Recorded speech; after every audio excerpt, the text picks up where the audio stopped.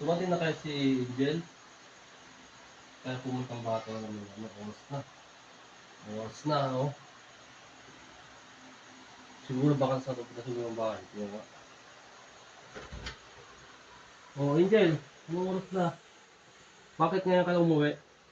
Galing pa ako sa mga barkada ko naglaro po. Bakit?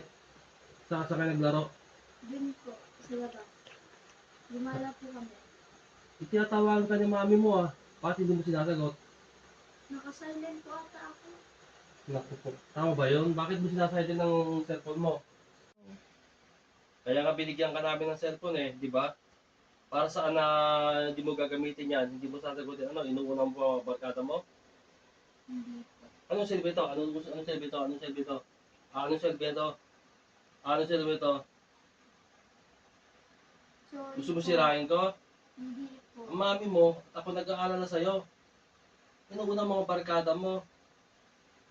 Diba? Si mami mo nagpapakatrabaho sa ibang bansa para matustusan ka sa mga pangangailangan mo. Tatrabaho din ako para din sa pangangailangan mo. Tapos kunting bagay lang, hindi mo masagot. Eh paano kung may nangyari sa'yo dyan? Hindi na po mauulit. Ganun lang yon. Hindi na. Ano magiging pangako mo na hindi mo na ulitin yan? Ha?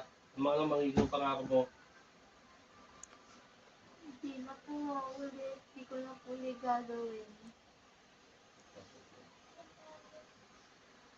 Yung mga barkada mong yan, pag ano, hindi ka matutulungan niya pag may nangyari sa'yo na hindi maganda dyan. Sana naman isip-isipin mo kung ano mga dapat mong gawin. Hindi lang puro, walang masama ang maglaro. Kung wala intindihan, kung walang masama makipagbarkada, kung wala intindihan, daanan din natin yan. Pero sana naman, maging aware ka. Hindi yung puro ganon, puro laro dyan. Sana ununa mo sa pag-aaral mo. Di ba? Di mas mainam pa. Mas matutuwa pa kami. Pwede ka maglaro sa araw, huwag sa gabi. Dahil napakarami dyan mga hindi magandang mga bagay-bagay na nakikita sa labas. Pwede ka ma-rape. Pwede ka ma-kidnap. Diba? Sana, magbago ka na. Huwag huling gagawin mo na yun ha. Angela, Opo.